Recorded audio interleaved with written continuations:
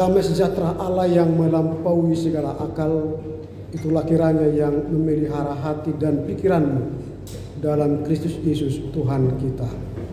Amin. Firman Tuhan yang akan kita dengar dalam minggu ketiga setelah Epifanias. Hari ini Minggu 26 Januari 2025, tertulis dalam kitab 1 Korintus pasal 12, dimulai dari ayat 12 hingga ayat yang ke-20. Saya akan baca dari Alkitab terjemahan baru 2. Demikian tertulis, banyak anggota tetapi satu tubuh. Sebab sama seperti tubuh itu satu dan anggota-anggotanya banyak, dan semua anggota tubuh itu sekalipun banyak merupakan satu tubuh. Demikian pula Kristus. Sebab dalam, kita baca bersama.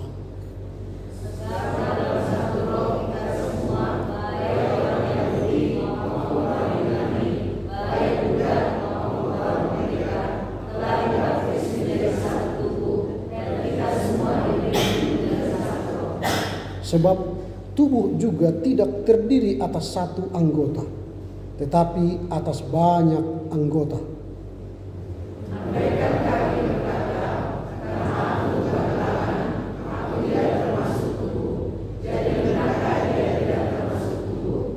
Andai kata telinga berkata, karena aku bukan mata, aku tidak termasuk tubuh.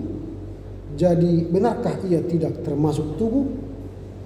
Andai kata tubuh seluruhnya adalah mata, di manakah pendengaran?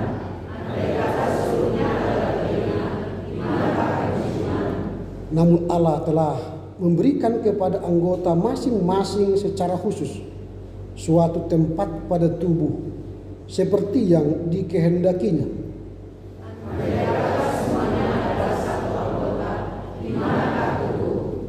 Memang ada banyak anggota, tetapi hanya satu tubuh. Demikian firman Tuhan. Horas Mahadhita Suwina. Selamat tahun baru. Kita telah memasuki 26 hari Januari. Tanpa terasa sudah mau berakhir 1 bulan. Kayaknya bentar lagi sudah mau Natal. Rasanya. Karena tanggal 29 sudah tahun baru Imlek. Lalu mulailah puasa. Kemudian Lebaran. Kayaknya dekat sekali Natal. Hidup ini sebentar. Tak terasa sudah 2025. Lalu kita telah melewatinya. Hampir 1 bulan. Kita banyak mendengar tadi warta jemaat bagaimana Tuhan menolong kita baik dalam suka dan duka.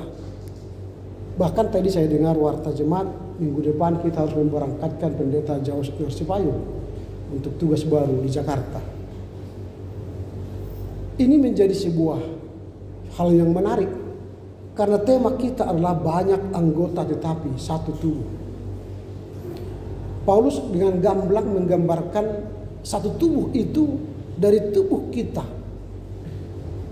Bagaimana tadi Paulus menulis bahwa ada fungsi-fungsi yang berbeda. Bahkan setiap bagian tubuh ini ditempatkan sesuai dengan kehendak Allah. Itu berarti walau kita banyak anggota, tetapi fungsi kita hanya satu. Yaitu berada di dalam satu tubuh. Tubuh siapa? Tubuh Kristus. Jadi tidak ada anggota tubuh ini merasa lebih hebat, lebih berfungsi maksimal, lebih dihormati. Karena dia berada di atas lebih dihormati. Lalu karena dia berada di bawah diinjak-injak. Atau karena dia merasa lebih aman nyaman di tengah. Karena dia dilindungi oleh yang atas dan bawah. Tidak ada seperti itu. Tapi tubuh itu walau banyak memiliki peran masing-masing untuk menjadikan tubuh itu seimbang. Berfungsi seimbang. Walau kecil tetapi dia sangat menentukan keseimbangan tubuh. seandainya kita mengalami gangguan di pendengaran, kita mungkin tidak seimbang perasaan kita. Saya sudah hampir 3 bulan telinga kanan saya ini berdenging terus. Lalu pergi ke THT, dokter berkata dan tertawa dia, Pak Pendeta, sadarlah udah tua katanya. Ternyata kalau sudah tua pendengaran itu mulai mengalami penurunan. Berdenging itu biasa katanya. Itu artinya fungsi pendengarannya sudah mulai menurun. Tapi dalam masa transisi perubahan itu, kita merasa tubuh kita tidak seimbang. Tidak seimbang. Itu masih satu ya, telinga berdenging. Kalau mata misalnya tidak berfungsi satu, mungkin kita pun merasa tidak seimbang. Atau jangankan mata, jari-jari aja mungkin kena pisau silet. Perasaan kita tidak seimbang, terganggu. Karena ada seonggok kecil yang merusak fungsi. Inilah satu tubuh. Alegori ini dipakai Paulus dalam rangka membangun tubuh Kristus. Bahwa tubuh Kristus itu berbeda-beda. Ada peran yang berbeda-beda. Ada pendeta, ada sintua, samas, ada nama poso, ada kaum ibu, inang, ada bapak, ada lansia. Banyak fungsi. Jangan merasa bahwa kalau nama poso atau sekolah minggu itu kecil, lalu mereka tidak dianggap ada dan tidak punya apa-apa andilnya di gereja. Salah. Bahkan koster yang sama sekali tidak pernah mengambil peran di ibadah, itu pun berfungsi. Patut dihargai. Jadi dari tema ini kita akan belajar beberapa topik. Sehingga nanti banyak anggota satu tubuh. Apa itu? Yang pertama, kesatuan dalam keberagaman. Kalau kita baca tadi ayat yang ke-12, sebab sama seperti satu tubuh dan banyak anggota-anggotanya banyak, dan semua anggota satu tubuh itu sekalipun banyak merupakan satu tubuh. Demikian pula Kristus.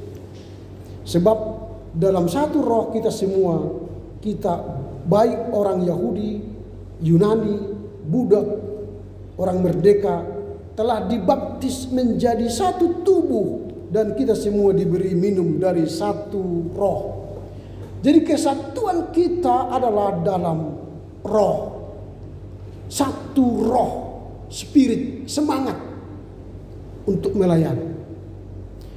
Luther mengatakan begini, jabatan tertinggi di gereja bagi orang Kristen bukanlah seperti jabatan yang kita kenal sekarang ya, eporus, sekjen, pareses, pendeta resort, penginjil wanita, sama sintua. Bukan. Itu bukan jabatan. Jabatan tertinggi menurut Luther ialah melayani. Hanya satu jabatan bagi orang percaya. Itu yang tertinggi. Melayani. Jadi apa itu jabatan-jabatan yang saya sebut tadi? Itu adalah fungsi. Jadi tubuh kita ini walau banyak beragam bentuk dan nama-namanya, tugasnya satu, yaitu melayani Tuhan. Entahkah tangan, mata, kaki, mulut, pendengaran, rambut itu harus melayani Tuhan. Jadi fungsi kita yang berbeda. Kalau fungsi kita berbeda, bisakah kita mengganti fungsi itu? Kata teks tadi tidak. Tangan tidak bisa berfungsi jadi mata. Kaki tidak bisa berfungsi jadi hidung. Tidak bisa. Walau dia bermohon, Tuhan kalau bisa aku jadi kepala lah, karena di atas terus, kata kaki. Atau perut mengatakan, aku janganlah di tengah, sekali-sekali ke dada dong. Atau menjadi ke bawah, biar merasakan sakit diinjak-injak atau menginjak-injak. Tidak bisa diubah-ubah. Fungsi kita tetap. Jadi jangan kita menuntut perpindahan fungsi, tapi lakukanlah fungsi kita di tempat yang Tuhan tentukan. Jadi kalau sudah ditentukan jadi tangan, berfungsilah jadi tangan yang baik. Ditentukan jadi mata, berfungsilah jadi mata yang baik. Jangan jadi mata belang atau hidung belang atau mata-mata, tapi menjadi fungsi yang baik seturut dengan anggota tubuh. Itu yang pertama, kesatuan dalam keberagaman. Di gereja ada banyak talenta-talenta kita. Ada musik, song leader, worship leader, ada jemaat, ada penunggu tamu, penerima tamu, ada yang mempersiapkan gedung ini menjadi bersih yang tidak kita lihat tadi pagi. Dia menyapu, melihat yang kotor, menata ruangan ini supaya nyaman kita beribadah, menghidupkan AC. Itu fungsi. Untuk apa? Tujuannya untuk memuliakan Tuhan. Kita bisa menikmati kenyamanan bersekutu dengan Tuhan melalui nyanyian kita, melalui doa-doa kita. Itu yang pertama. Yang kedua, pentingnya setiap anggota. Jadi anggota ini memiliki fungsi yang penting. Tidak ada yang diremehkan. Walau dia kecil sekali, tidak ada yang diremehkan. Di tubuh ini sel pun sangat berharga. Satu sel sangat berharga. Itu sebab tubuh ini penting. Dan dalam tubuh Kristus pun semua penting. Paulus tadi mengatakan, jika bisa kaki berkata, aku tidak penting. Atau perut berkata, aku tidak penting. Wah, itu menurut Paulus hal yang tidak baik. Karena apa? Kita semua penting. Bahkan nyanyian kita tadi sudah mengatakan, engkau membuat aku berharga di matamu. Kalau kita nyanyian pertama tadi itu menarik itu. Kau membuatku berharga di matamu. Jadi tidak ada seorang pun yang tidak berharga di mata Tuhan yang hadir saat ini. Entah apapun status sosial kita, status keluarga kita, status pribadi kita, kita berharga di mata Tuhan. Artinya penting di mata Tuhan. Lagu yang kedua yang mengatakan kita berharga tadi, kita lihat misalnya di nyanyian yang ketiga, itu dikatakan masih engkau membuat aku berharga. Begitu juga kami Tuhan di matamu amatlah berharga. Jadi jangan merasa minder. Karena apa? Jika kita berharga di mata Tuhan, maka dunia pun akan melihat kita berharga. Maka jadikanlah hidup kita berharga di mata Tuhan sebagai tubuh Kristus dimanapun kita berada. Jangan tunggu kaya baru berharga. Sorry, maaf, tidak. Orang sederhana pun bisa berharga. Orang miskin pun bisa berharga. Orang hina pun bisa berharga. Alkitab itu banyak orang hina dijadikan menjadi teladan. Yesus saja lahir di tempat hina. Bukan di rumah sakit ibu dan anak. Bukan ditangani dokter. Dilihat para gembala. Siapa gembala? Orang hina. Tetapi berharga di mata Tuhan itu berarti kita orang penting. Maka tugas kita sekarang ialah mari jadikan diri kita orang penting, berharga di mata Tuhan. Itu yang kedua, pentingnya setiap anggota. Yang ketiga, kerjasama untuk tujuan bersama. Kalau kita baca ayat 18 sampai 20 itu intinya ialah kerjasama. Tangan, kaki, mulut, mata, kepala, perut, semua tubuh kita ini bekerja sama. Kalau kita lapar, siapa yang akan membuat kita kenyang? Apakah hanya satu tangan? Tidak. Mata melihat di mana ada makanan. Kaki membawa kita ke tempat makanan. Lalu pikiran mengajak kita mengambil makanan. Lalu tangan memasukkan makanan. Gigi mengunyah. Leher kerongkongan menyalurkan ke perut. Dan sebagainya. Itu kerjasama. Apakah tiba-tiba ketika kita lapar lalu bim solabim kayak Power Ranger itu berubah gitu kan? Gak ada manusia seperti Power Ranger. Itu ilusi itu. Hidup ini proses kerjasama. Mencapai sukses pun kerjasama. Mulai dari sekolah dasar, SMP, SMA, kuliah, cari kerja, sukses. Tidak ada tiba-tiba langsung kerja jadi direktur perusahaan. Gak ada. Kerjasama. Orang tua mulai mengajari A, Ba, B, C, Bapak, Mama. Itu kan. Kerjasama. Sehingga dia menjadi anak yang berharga, penting. Gereja GKPS ini pun kalau bekerja sama akan menjadi gereja yang memberkati umat sesuai visi misi kita. Tapi kalau kita berpikir hanya iri dengki, melihat kesalahan orang, membesar-besarkan kelemahan orang, kita datang mencari-cari kesalahan, wah itu hancurlah. Kita tidak menjadi berkat, mungkin menjadi kutuk. Tetapi kita bekerja sama sebagai tubuh Kristus. Peran kita sekecil apapun bekerja sama untuk mewujudkan kemuliaan Allah. Hadirat Allah hadir di gereja ini. Kalau hadirat Allah sudah hadir di gereja ini, memberkati kita, pulang kita dengan penuh damai sejahtera, penuh kekuatan baru, maka kita menjadi orang tua yang baik dan bijaksana. Anak-anak kita tumbuh cerdas dan pintar, bekerja di wirausaha swasta dan pemerintah, menjadi orang yang memberkati bangsa dan negara. Itu pentingnya kerjasama. Jadi tidak berdiri sendiri. Nah sekarang pertanyaan kita dalam memahami teks ini, bagaimana cara kita untuk membangun satu tubuh Kristus? Beraneka macam tadi keadaan kita, posisi dan fungsi kita. Bagaimana cara membangun menjadi satu tubuh Kristus? Yang pertama, kita mengakui bahwa kita dipersatukan oleh Roh Kudus. Jadi gereja ini aku percaya kepada Roh Kudus. Kita dipersatukan oleh Roh Kudus. Dibaptis juga dalam satu nama, Allah Bapa, Anak dan Roh Kudus. Itu yang menyatukan kita dalam berbagai perbedaan fungsi tadi. Ini yang kita lihat bagaimana caranya.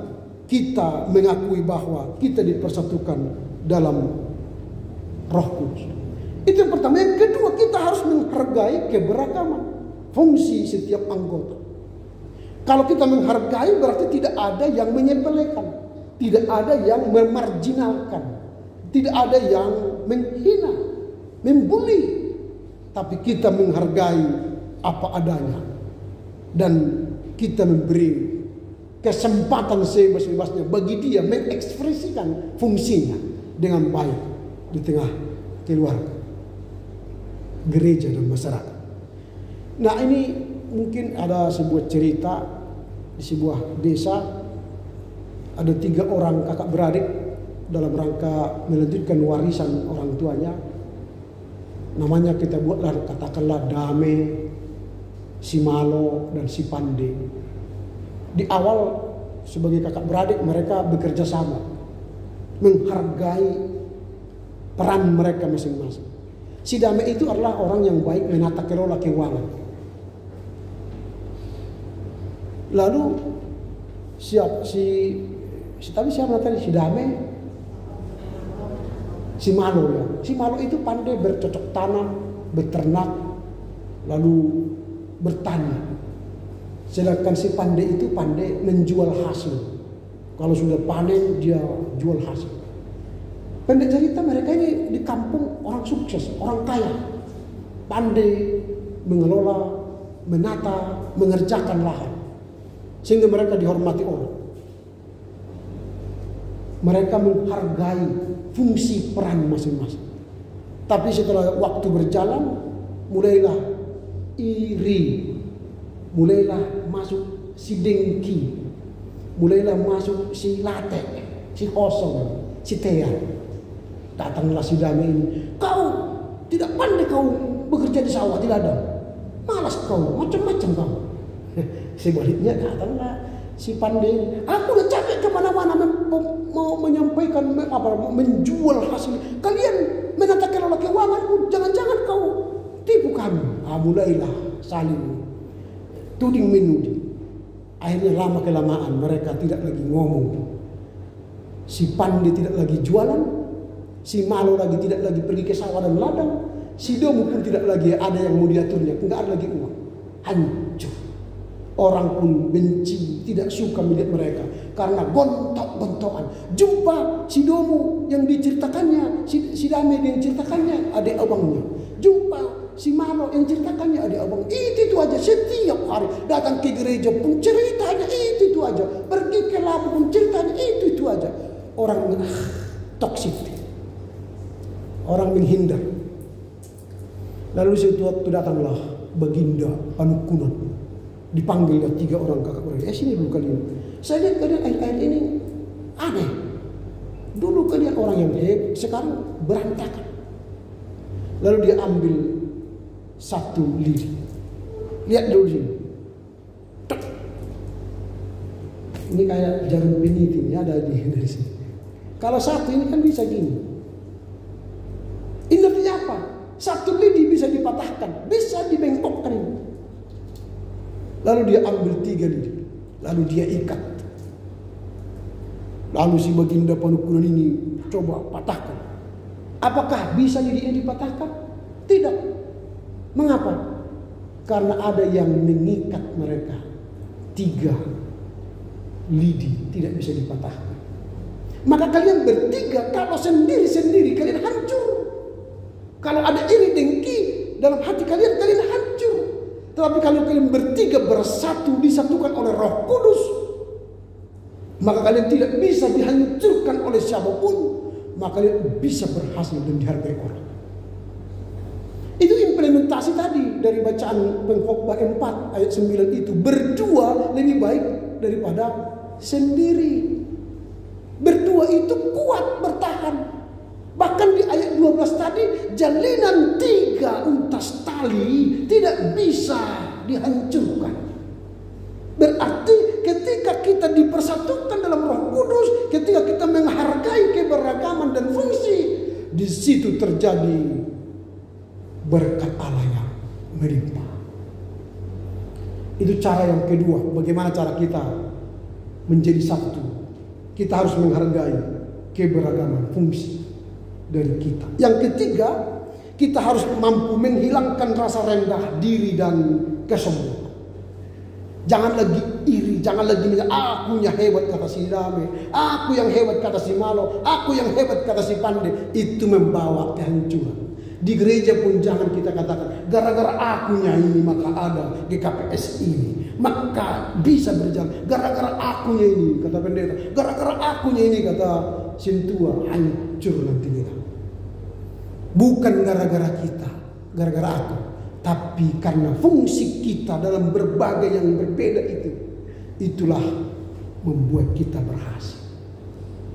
Yang ketiga, kita harus mampu menghilangkan ego-ego, iri dengki, hilangkan, kesombongan, hilangkan, tapi rendah hati. Di nyanyian kita juga tadi kan dikatakan rendah hati. Kalau kita baca tadi, kita lihat nyanyian itu, di mana tadi? Pokoknya ada tadi nyanyian sendiri rendah hati. Ini di ayat nomor 11. Kami rendahkan diri di hadapan. Jadi jangan datang ke sini meninggikan diri. Datang ke gereja ini, apa kau Tuhan? Itu kan yang terjadi di Los Angeles kan? Para selebriti itu. Siapakah yang kalian ingin hargai, hormati di dunia ini? Pertama itu ada nama artis, kedua Mama, yang ketiga Allah, nol. Lalu mereka tertawa-tertawa. Nggak ada yang menghargai Allah kan, kata mereka. Habis itu terbakar Los Angeles. Dari mana datangnya api itu? Nggak tahu dari mana.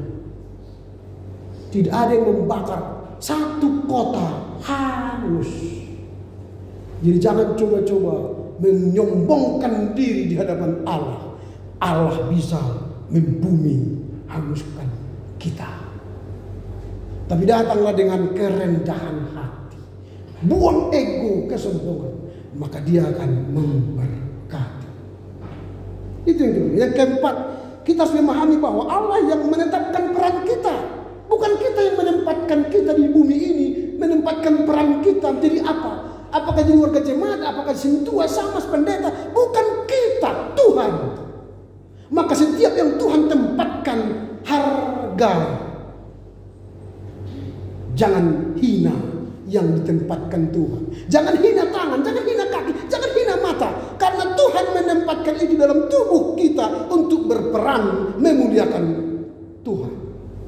Tidak ada kesempatan kita menghina-hina tubuh ini, anggota tubuh ini, anggota jemaat ini, anggota tubuh Kristus. Tapi kita diajar merendahkan hati. Dan kita memahami bahwa Allah yang menetapkan peran kita. Apa yang hendak kita renungkan? Kita bawa pulang dalam rangka minggu ketiga setelah Trinitatis, setelah Epiphanius. Yang pertama, mari menghargai keberagaman fungsi dan peran kita di hadapan Tuhan. Yang kedua, mari berperan aktif dengan panggilan kita. Sesuai kita ditempatkan jadi apa? Sebagai ayah yang baik kah? Sebagai ibu yang baik? Sebagai anak yang baik? Sebagai masyarakat yang baik? Sebagai warga jemaat yang baik? Jadilah berperan dalam kebaikan Tuhan untuk memuliakan Tuhan. Mari kita membangun kerjasama yang harmonis. Sebagai apa fungsi peran kita? Kerjasama yang harmonis. Misalnya kalau kita lihat nanti ada bungkus permen jatuh di gereja ini, jangan tunggu orang untuk membersihkan. Ambil saja, letakkan ke dalam sampah. Jangan tunggu koster. Itu tugas kosternya itu. Aku kan jemaat, aku kan pendeta. Enggak usah. Ambil, letakkan. Itu sederhana. Tapi itu kerjasama memuliakan Tuhan. Yang keempat, kita harus tetap menjaga kerendahan hati. Dan yang terakhir, kita saling mendukung dan menguatkan. Sehingga satu tubuh itu adalah satu tubuh menguatkan, menolong, menopang, dan mendukung dalam satu roh. Itulah tubuh Kristus. Karena Tuhan menolong kita memahami, mengerti, dan melakukan kebenaran firman Tuhan ini. Amin. Kita berdoa. Terpujilah Engkau Bapa, karena firman-Mu hari ini telah kami dengar, mengajar kami untuk satu tubuh. Walau banyak keanekaragaman fungsi dan peran kami di tubuh Kristus, kami harus harmonis bekerja sama, saling menghargai, dan kami merendahkan hati di hadapan Tuhan. Terpujilah Engkau Bapa, beri kami kekuatan untuk mengerti, memahami firman-Mu, serta melakukannya dalam kehidupan kami sehari-hari. Amin.